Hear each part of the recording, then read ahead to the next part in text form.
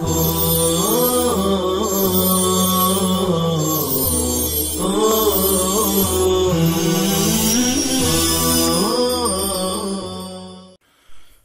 باللہ من الشیطان الرجیم بسم اللہ الرحمن الرحیم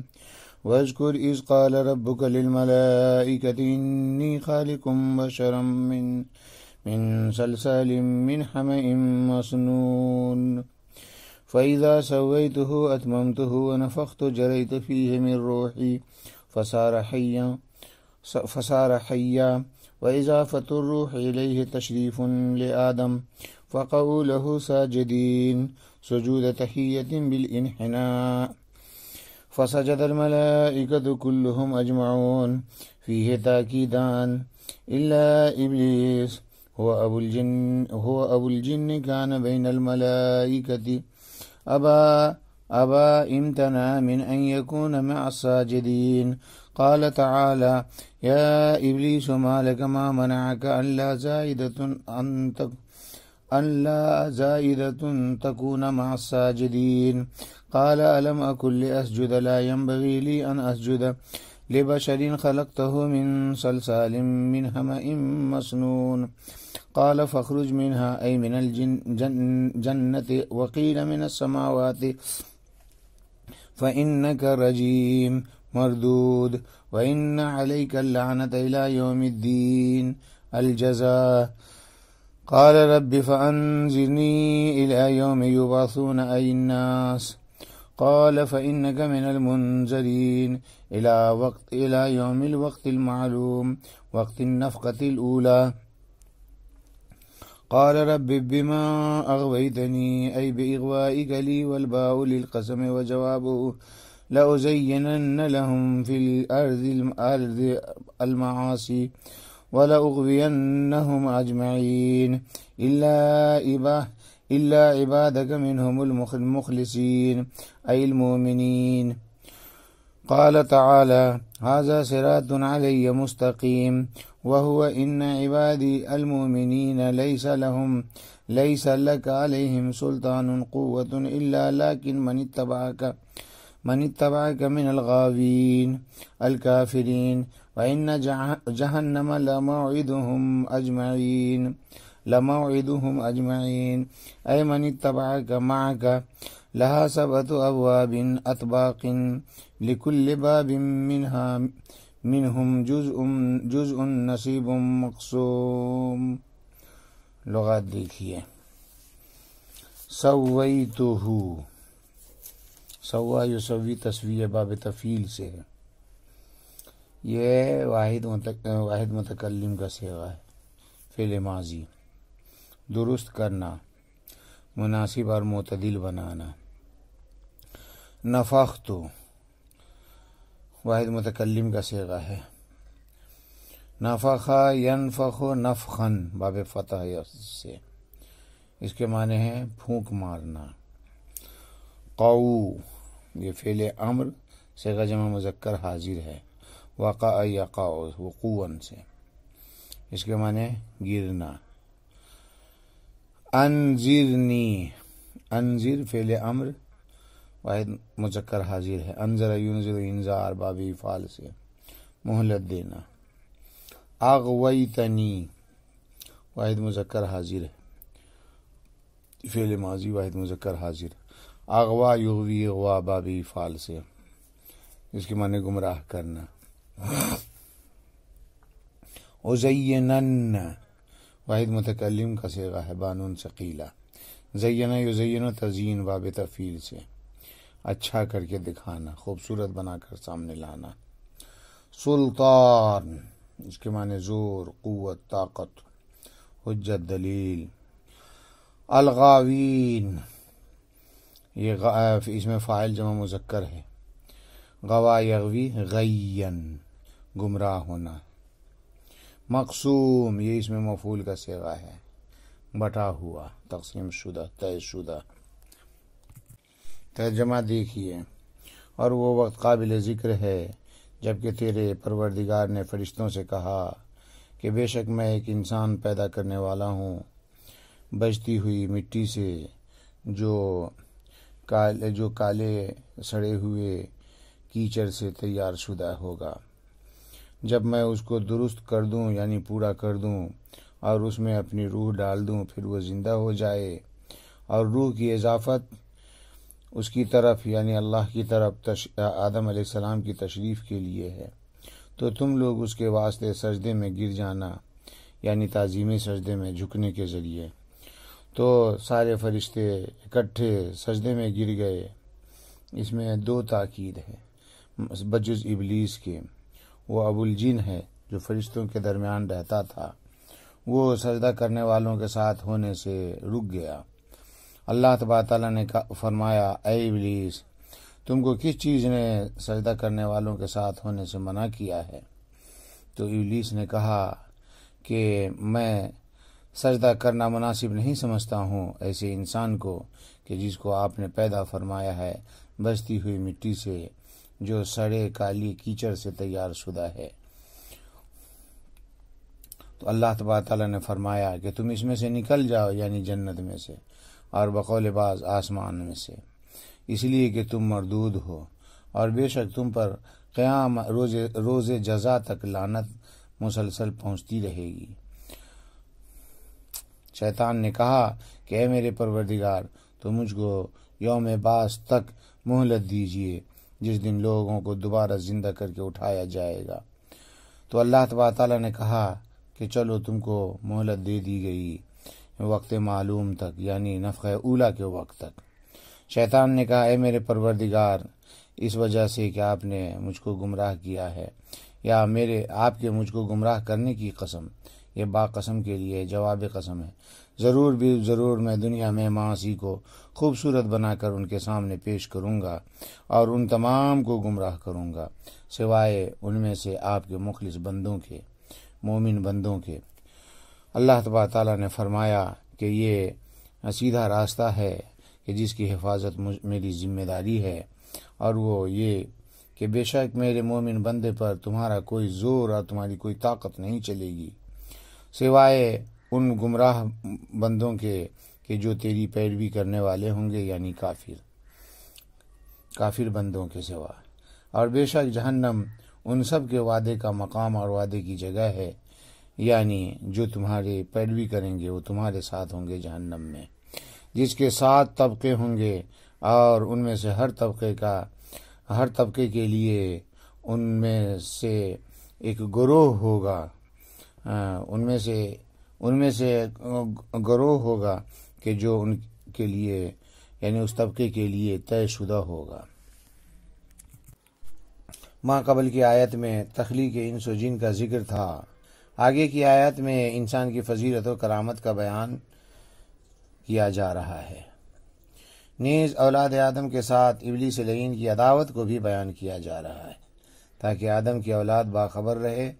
کہ شیطان کو اپنا دشمن جانے اور فرشتے کو اپنا دوست جانے۔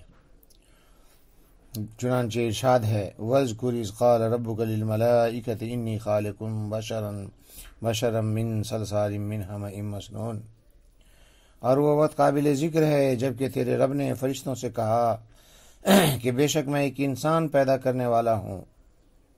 جو کھنکھناتے ہوئے اور بجتے ہوئے سڑے ہوئے کالے کیچڑ سے بنایا جائے گا۔ فَإِذَا سَوَّيْتُهُ أَتْمَمْتُهُ وَنَفَخْتُ جَرَيْتُ فِيهِ مِنْ رُوحِي فَصَارَ حَيًّا وَإِضَافَةُ الرُّوحِ إِلَيْهِ تَشْرِيفٌ لِآدَمَ فَقَعُوا لَهُ سَاجِدِينَ سُجُودَ تَحِيَّةٍ بِالْانْحِنَاءِ۔ تو جب میں اس کو پورا بنا لوں اور اس میں اپنی خاص روح پھونک دوں، پھر وہ زندہ ہو جائے۔ یہاں پر روح کی اضافت اس کی طرف یعنی اللہ کی طرف حضرت آدم علیہ السلام کی تشریف کے لیے ہے، تو تم لوگ اس کے واسطے سجدے میں گر جاؤ یعنی سجدہ تعظیمی میں، بذریعہ انحنا یعنی جھک کر۔ یہاں پر سویتہ سے مراد حضرت آدم علیہ السلام کی کامل انسانی صورت بنانا ہے، طباع اور اعضاء کے اعتدال کے ساتھ، اور نفختوں سے مراد حقیقتاً پھونکنا نہیں ہے بلکہ اس روح کو آدم کے جسد خاکی میں ڈالنا ہے جس کو اللہ نے ان کے واسطے پیدا کیا تھا۔ اور اضافت الروح الیہ سے یہ بتانا مقصود ہے کہ میری روحی میں جو روح کی اضافت اللہ کی طرف ہے یہ حضرت آدم علیہ الصلوۃ تسلیم کی شرافت اور عظمت کو بیان کرنے کے واسطے ہے، جیسا کہ کہا جاتا ہے بیت اللہ، ناقۃ اللہ، اور فقعوا لہ ساجدین، یہ اذا کا جواب ہے، اور قعو فعل امر سے کا جمع مذکر حاضر ہے، وقع یا قو سے مشتق ہے، اس کے معنی سقط وخر، اور مفسر علام نے جو فرمایا بالانحناء، اس کا مطلب ہے جھکنا، زمین پر سر رکھے بغیر۔ بعض نے فرمایا یہاں پر حقیقی سجدہ مراد ہے جو اللہ کے حکم سے اللہ ہی کے لیے تھا، اور حضرت آدم علیہ السلام کی حیثیت تو قبلہ کی تھی، جیسے ہمارے سجدے کے لیے کعبہ کی حیثیت قبلہ کی ہے ایسے ہی۔ اور یہ بھی احتمال ہے کہ سجدہ ذات آدم ہی کے واسطے تھا، اور چونکہ وہ اللہ کے حکم سے تھا اس لیے اس میں کوئی حرج نہیں۔ جہاں پر سجدہ اللہ کے حکم کے خلاف جگہ میں ہو وہ کفر ہے، اور جہاں پر حکم کی بجا آوری میں ہو اگرچہ وہ غیر اللہ کے واسطے ہو اس میں کوئی حرج نہیں ہے، بلکہ حکم کی بجا آوری کی وجہ سے سجدہ کرنے والا مستحق ثواب ہوگا، وہ اگرچہ بظاہر غیر اللہ کے واسطے ہی کیوں نہ ہو،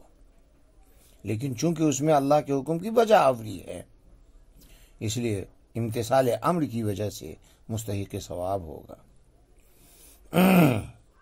بہرحال یہاں پر مخالفت اصل میں کفر ہے، اور حکم کو بجا لانا یہ کفر نہیں ہے، جیسا کہ ابلیس لعین نے مخالفت کیا تھا تو کافر ہو گیا، راند درگاہ ہو گیا۔ آگے ہے فسجد الملائکۃ کلہم اجمعون، فیہ تاکیدان ہے، تو تمام فرشتوں نے اکٹھے سجدہ کیا، یہاں پر دو تاکید ہے، کلہم اور اجمعون۔ کلہم لا کر کے شمول کو بتایا گیا، اس سے بعض کی مخالفت کا شبہ ختم ہو گیا، یعنی سب نے موافقت کیا، کسی نے مخالفت نہیں کیا، اور اجمعون لا کر دفعتاً واحدتاً یعنی اکٹھے سجدہ کرنے کو بتایا، جس سے متفرق طور پر یعنی الگ الگ سجدہ کرنے کا شبہ ختم ہو گیا۔ آگے ہے الا ابلیس ہوا ابو الجن کان بین الملائکۃ ابا امتنع من ان یکون مع الساجدین، بجز ابلیس کے، اور وہ ابو الجن تھا جو فرشتوں کے درمیان رہتا تھا، اس نے سجدہ کرنے والوں کے ساتھ ہونے سے انکار کر دیا۔ مفسر علام نے کان بین الملائکۃ بڑھا کر اس بات کی طرف اشارہ فرمایا کہ یہاں پر الا ابلیس کے ذریعے استثناء درست ہو گیا، کیونکہ فرشتوں کے درمیان رہنے کی وجہ سے وہ ابلیس فرشتوں کے زمرے میں داخل تھا، تو داخل کو خارج کرنے کے لیے استثناء لایا جاتا ہے، اس لیے استثناء صحیح ہے۔ پھر یہ استثناء منقطع بھی ہو سکتا ہے، کیونکہ یہ ابلیس در حقیقت ملائکہ کے جن سے نہ تھا، اور یہ استثناء منقطع بھی متصل بھی قرار دیا جا سکتا ہے، اس اعتبار سے کہ وہ فرشتوں کے صفات سے متصف تھا، فرشتوں میں شامل تھا، فرشتوں کے صفات کے ساتھ متصف ہونے کی وجہ سے۔ یہاں تک کہ بعض لوگوں نے تو یہ تک کہہ دیا ہے کہ وہ فرشتوں ہی میں سے تھا، جبکہ تحقیق اس کے خلاف ہے، جیسا کہ دوسری آیت میں اس کی صراحت ہے کہ وہ فرشتوں میں سے نہیں تھا بلکہ جنوں میں سے تھا، کان من الجن ففسق عن امر ربہ۔ بہرحال ابلیس نے بوجہ تکبر سجدہ کرنے والوں کے ساتھ ہونے سے انکار کر دیا، اپنے آپ کو بڑا سمجھا اور آدم علیہ السلام پر حسد کیا، لیکن اللہ کے حکم کو اس نے نہیں دیکھا، جبکہ اللہ کا حکم سب سے بالا اور برتر ہے۔ چنانچہ اللہ تبارک تعالیٰ نے فرمایا، قال تعالی یا ابلیس ما لک ما منعک الا زائدۃ تکون مع الساجدین۔ اللہ تعالیٰ نے فرمایا، اے ابلیس تم کو کیا ہو گیا ہے یعنی کس چیز نے منع کیا سجدہ کرنے والوں میں کے ساتھ ہونے سے؟ یہاں پر لا زائدہ ہے، یعنی اے ابلیس تم میرے حکم کو مان کر سجدہ کیوں نہیں کیا؟ آخر سجدہ کرنے سے کیا چیز مانے بنی؟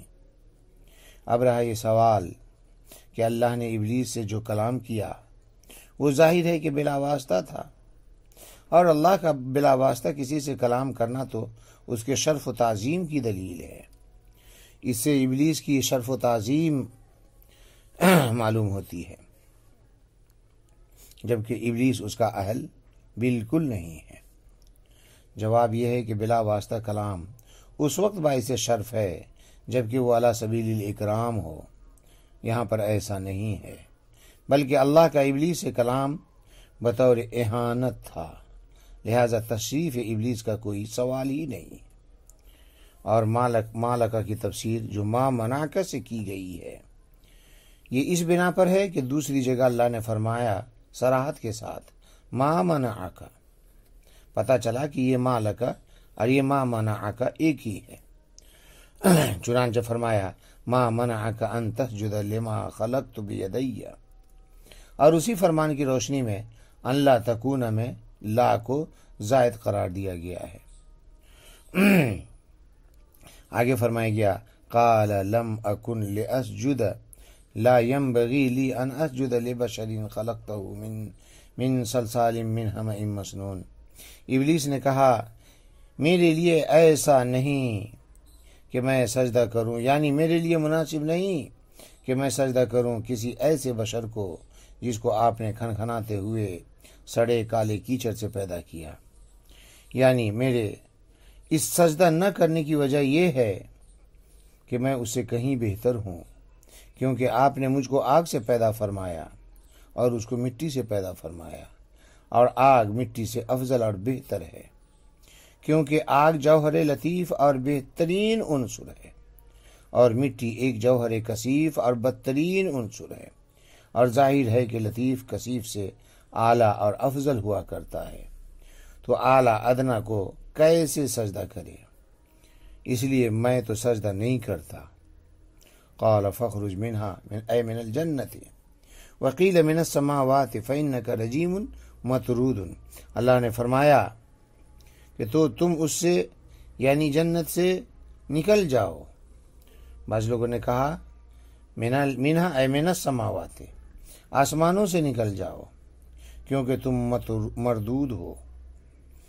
یعنی راد اے درگاہ ہو۔ مطلب یہ ہے کہ ابلیس کی کٹ دلیلی سن کر اللہ نے اس کو نکل جانے کا حکم دیا کہ تم یہاں رہنے کے لائق نہیں ہو، کیونکہ یہ نافرمانوں کے رہنے کی جگہ نہیں ہے۔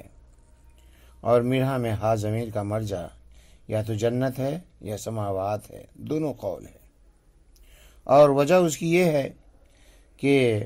اصل اس کے بارے میں ہی اختلاف ہے کہ آدم کو سجدہ کرنے کا حکم جنت میں دیا گیا تھا یا جنت سے باہر۔ تو جو لوگ حکم سجدہ جنت میں مانتے ہیں وہ کہتے ہیں منہا کی ضمیر جنت کی طرف راجع ہے، اور جو لوگ حکم سجدہ جنت سے باہر مانتے ہیں وہ کہتے ہیں کہ منہا کی ضمیر سماوات کی طرف راجع ہے، اور رجیم فعیل کے وزن پر ہے مفعول کے معنی میں، جیسے جریح مجروح کے معنی میں۔ اے مرجوم ملعون و مطرود، اس کا معنی ہے۔ آگے فرمایا گیا وَإِنَّ عَلَيْكَ اللَّعْنَةَ إِلَى يَوْمِ الدِّينِ الْجَزَاء،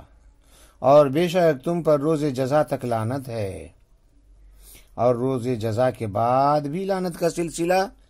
بڑھتا ہی رہے گا، اور روز جزا کے بعد اس لعنت پر مزید عذاب کی زیادتی ہوتی رہے گی۔ قال رب فانظرنی الی یوم یبعثون الناس، ابلیس نے کہا اے میرے پروردگار آپ مجھ کو مہلت دیجئے اس دن تک جس میں لوگوں کو دوبارہ زندہ کیا جائے گا۔ غرض یہ تھی کہ میں مروں نہیں، اس لیے باس بادل موت تک کے لیے مہلت مانگی، یعنی حشر تک کے لیے مہلت مانگی۔ مقصد یہ تھا کہ مرنا نہ ہو، اس لیے کیونکہ بعض بادل موت کے بعد پھر دوبارہ موت نہیں آتی ہے۔ نیز اس درخواست سے مقصود یہ تھا کہ مجھ کو طویل مدت مل جائے جس میں اولاد آدم سے خوب بدلہ لے سکوں۔ قال فإنک من المنذرین، اللہ نے فرمایا کہ تو تم کو مہلت دی گئی الی یوم الوقت المعلوم، وقت النفخۃ الاولی، وقت معلوم یعنی نفخہ اولا تک، جس میں تمام لوگ مخلوق فنا ہو جائے گی اور ان کے ساتھ تو بھی مر جائے گا، اور نفخہ ثانیہ کے بعد سب کے ساتھ تو بھی زندہ ہوگا۔ واضح رہے کہ نفخہ اولا میں جب پہلی بار سور پھونکا جائے گا تو سارا عالم فنا ہو جائے گا اور ابلیس بھی مر جائے گا۔ پھر 40 سال کے بعد نفخہ ثانیہ ہوگا، یعنی دوبارہ سور پھونکا جائے گا جس سے سب زندہ ہو جائیں گے، اور اس 40 سال کے درمیان کے وقفہ میں ابلیس بھی مرا ہوا پڑا رہے گا۔ پھر سب کی طرح شیطان بھی اٹھایا جائے گا۔ الحاصل شیطان نے حشر تک زندہ رہنے کی درخواست کی، مگر اللہ نے نفخہ اولا تک کی منظوری دی۔ اللہ نے شیطان کی ایک بات تو منظور فرما لی کہ اس کو بنی آدم کے اغوا کے لیے طویل مدت عطا فرمائی، اور یہ جو طویل مہلت عطا فرمائی ہے اس کے اغوا کے لیے، یہ مہلت اور یہ امہال اس کے واسطے اس کو جو دی گئی اور اس کو جو ملی، یہ اس کے واسطے اکرامن نہیں تھا بلکہ احانتن اور شقاوتن تھا، کہ اس کے عذاب میں مزید اضافہ ہو سکے گا اس سے، کیونکہ مدت جتنی لمبی ہوگی جرم اتنا بڑھے گا، عذاب میں اتنا ہی اضافہ ہوگا۔ تو یہ ایک درخواست تو اس کی پوری ہوئی، منظور ہوئی، مگر اس کی دوسری درخواست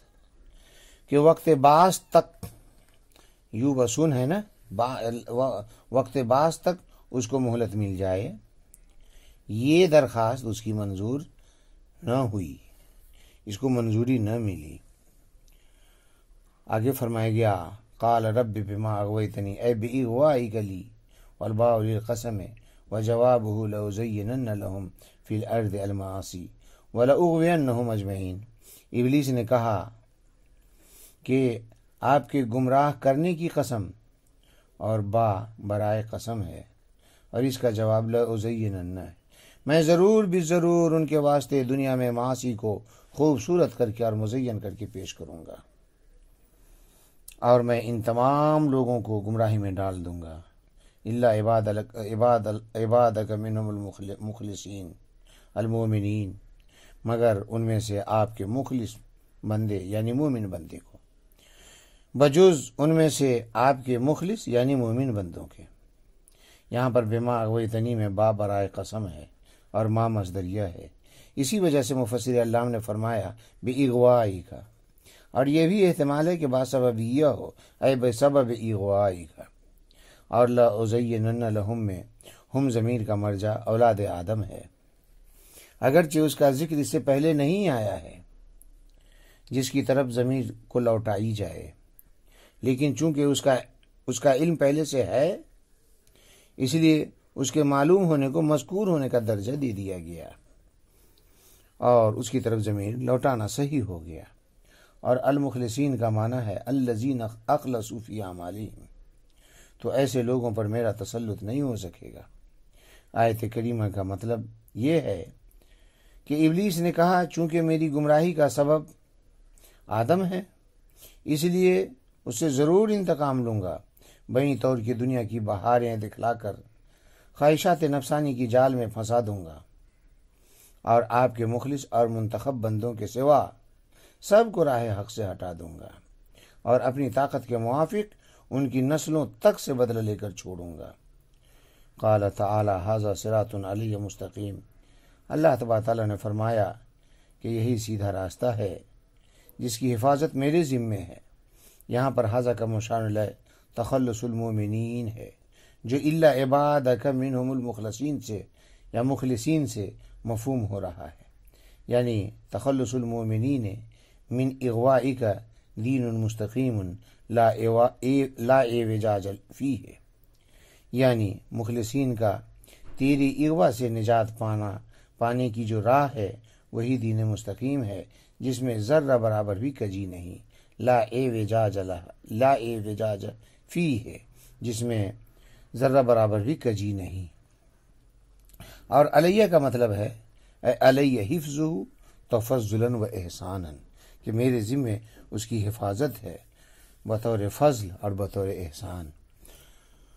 وَهُوَ إِنَّ عِبَادِيَ الْمُؤْمِنِينَ لَيْسَ لَكَ عَلَيْهِمْ سُلْطَانٌ قُوَّةٌ إِلَّا لَكِنْ مَنِ اتَّبَعَكَ مِنَ الْغَاوِينَ الْكَافِرِينَ، اور وہ یہ کہ میرے مومن بندوں پر تمہارا کوئی زور نہ چل سکے گا، یعنی تم کو اس کی طاقت نہ ہوگی کہ ان کو تم بہکا سکو سب کو، بجز ان کافروں کے اور گمراہوں کے کہ جن لوگوں نے تمہاری پیروی کی ہوگی۔ من اتبعک من الغاوین الکافرین، ان کافروں اور گمراہوں کے بجز جنہوں نے تیری پیروی کی ہوگی۔ مطلب یہ ہے کہ تم ہزار میرے بندوں کو راہ راستے بہکانے کی کوشش کرو گے، لیکن میرے مخلص بندوں پر تم کامیاب نہ ہو سکو گے، البتہ گمراہ لوگ ہی تمہاری پیروی کرنے والے ہو سکیں گے۔ حاصل یہ کہ جب ابلیس نے لَأُزَيِّنَنَّ لَهُمْ فِي الْأَرْضِ وَلَأُغْوِيَنَّهُمْ أَجْمَعِينَ إِلَّا عِبَادَكَ مِنْهُ الْمُخْلَصِينَ کہا تو اس سے ایک وہم پیدا ہوا کہ شاید ابلیس کا غیر مخلصین پر زور چلتا ہو، تو اللہ نے اس شبہ کو دفع فرمایا کہ شیطان کا میرے کسی بندے پر زور نہیں چلتا، چاہے وہ مخلصین میں سے ہوں یا غیر مخلصین میں سے ہوں، بلکہ جو بھی ابلیس کی پیروی کرے گا وہ وہی ہوگا جس کو اللہ نے اپنی رحمت سے دور کر دیا ہوگا، مطرود من اللہ ہوگا، لہٰذا وہ ابلیس کے زور کی وجہ سے اس کا پیرو نہ ہوگا بلکہ طرد من اللہ کی وجہ سے اس کا پیرو ہوگا، کیونکہ دوسری جگہ اللہ کا ارشاد ہے ان کید الشیطان کان ضعیفا۔ اور مفسر علام کا ان عبادی میں عبادی کو مومنین سے مقید کرنا یہ صورت اور ظاہر کا لحاظ کر کے ہے۔ آگے فرمایا گیا وَإِنَّ جَهَنَّمَ لَمَوْعِدُهُمْ أَجْمَعِينَ أَيْ مَنِ اتَّبَعَكَ مَعَكَ، اور بے شک جہنم ان سب کے وعدے کی جگہ ہے، یعنی تمہاری پیروی کرنے والوں کا تمہارے ہی ساتھ رہنا ہوگا جہنم میں۔ من اتبعک، جو پیروی کریں گے ان کا، معک، تمہارے ساتھ، یعنی جہنم میں۔ لہا سبعۃ ابواب اطباق لکل باب منہم جزء نصیب مقسوم، جس جہنم کے لیے 7 دروازے یعنی طبقے ہیں، جس میں سے ہر دروازے کے لیے ان گمراہوں میں سے ایک حصہ مقرر اور طے شدہ ہے، چنانچہ اس کا اوپر کا حصہ جہنم ہے جو عصاۃ المومنین کے واسطے ہے، پھر اس سے نیچے والا طبقہ لظا ہے جو یہود کے واسطے ہے، پھر اس سے نیچے والا طبقہ حطمہ ہے جو نصارہ کے لیے ہے، پھر سعیر ہے جو سائبین کے لیے، پھر سقر ہے جو مجوس کے لیے ہے، پھر جہیم ہے جو بت پرستوں کے لیے ہے، پھر حاویہ ہے جو منافقین کے لیے ہے۔ اور یہاں پر باب سے مراد طبقہ ہے، اور جزء مقسوم کا مطلب ہے ایسی جماعت جو طبقہ جہنم کے واسطے طے شدہ ہے۔